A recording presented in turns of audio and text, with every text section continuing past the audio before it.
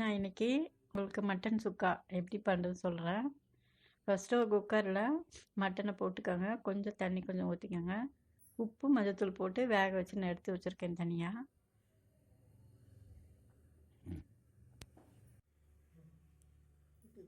அதுக்கப்புறமா ஒரு கடாய் அடுப்பில் வைங்க.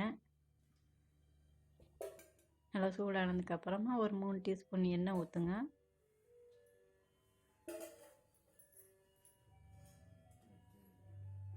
எண்ணெய் நல்லா சூடானதுக்கப்புறம்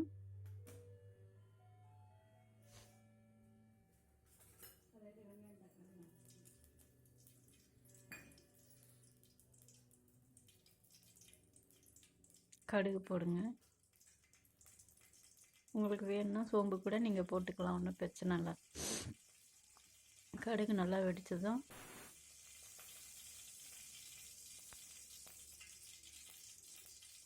வெங்காயம் போடுங்க.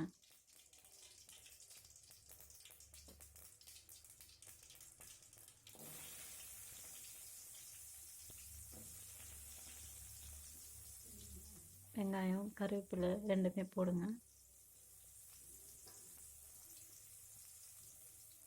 அது கொஞ்சம் நல்லா வதங்கினதுக்கப்புறமா மஞ்சத்தூள் கொஞ்சம் போடுங்க. இது கூட கொஞ்சம் இஞ்சி பூண்டு பேஸ்ட் போடுங்க.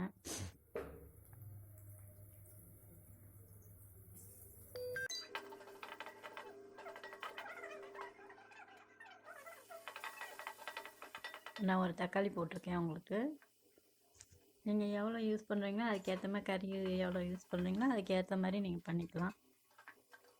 தக்காளி கொஞ்சம் வதங்கிறதுக்கு கொஞ்சம் சால்ட்டு போடுங்க.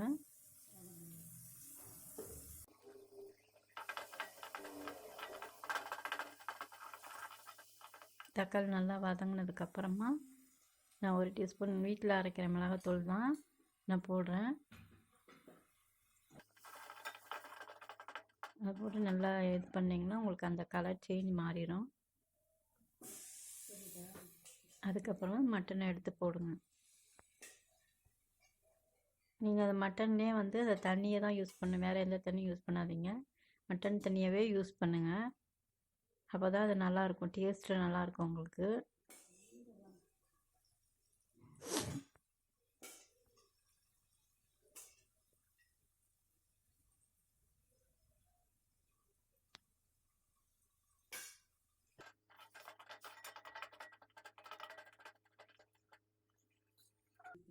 நல்லா கிண்டி விடுங்க. கிண்டி விட்டுட்டு அந்த தண்ணியவே ஊற்றுங்க. உங்களுக்கு மட்டன் தண்ணியை ஊற்றுங்க, வேறு எந்த தண்ணியுமே ஊற்றாதீங்க.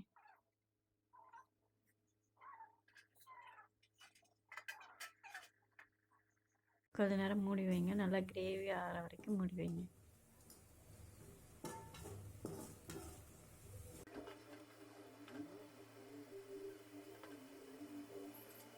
உங்களுக்கு பத்தலை அப்படின்னாக்கா இன்னும் கொஞ்சம் மிளகாத்தூள் கூட நீங்கள் போட்டுக்கலாம், இல்லைன்னா தனி மிளகாத்தூள் அது போட்டுக்கோங்க. கறி மசாலா பவுடர் பிடிக்குங்கிறவங்க நீங்கள் அதுவும் போய் கொஞ்சம் யூஸ் பண்ணிக்கலாம். 1 டீஸ்பூன் யூஸ் பண்ணிக்கோங்க. இந்த மாதிரி திக்காக வரணும், உங்களுக்கு கிரேவி மாதிரி வரணும். கொஞ்சம் பத்தலைன்னா உப்பு போட்டுக்கோங்க.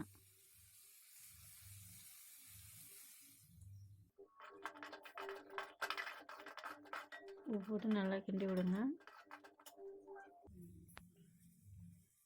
இந்த மாதிரி ஸ்டேஜ் வரும்போது உங்களுக்கு நான் கொஞ்சமாக மிளகும், ஒரு 1/4 டீஸ்பூன் மிளகும், ஒரு 1/4 டீஸ்பூன் சீரகமும் நான் பொடி பண்ணி வச்சுருக்கேன். அதை அதில் போட்டிருக்கேன். உங்களுக்கு பொடி பண்ணி அதில் வச்சு போட்டுக்கோங்க.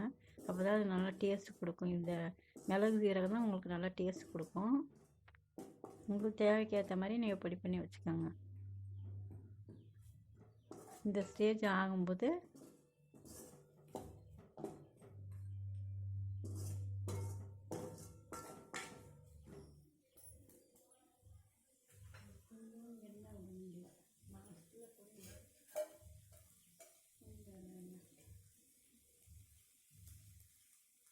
நான் 1 டீஸ்பூன் கொஞ்சம் ஆயில் விடுறேன்.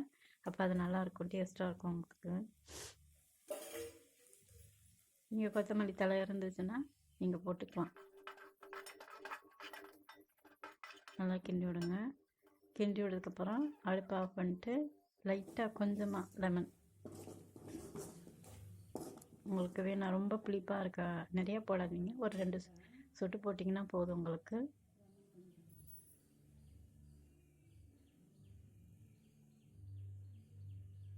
லெமன் கொஞ்சம் புழிஞ்சு விட்ருங்க. மட்டன் சுக்கா ரெடி ஆயிடுச்சு. நீங்களும் செஞ்சு பாருங்கள். பிடிச்சிருந்தா சப்ஸ்கிரைப் பண்ணுங்கள்.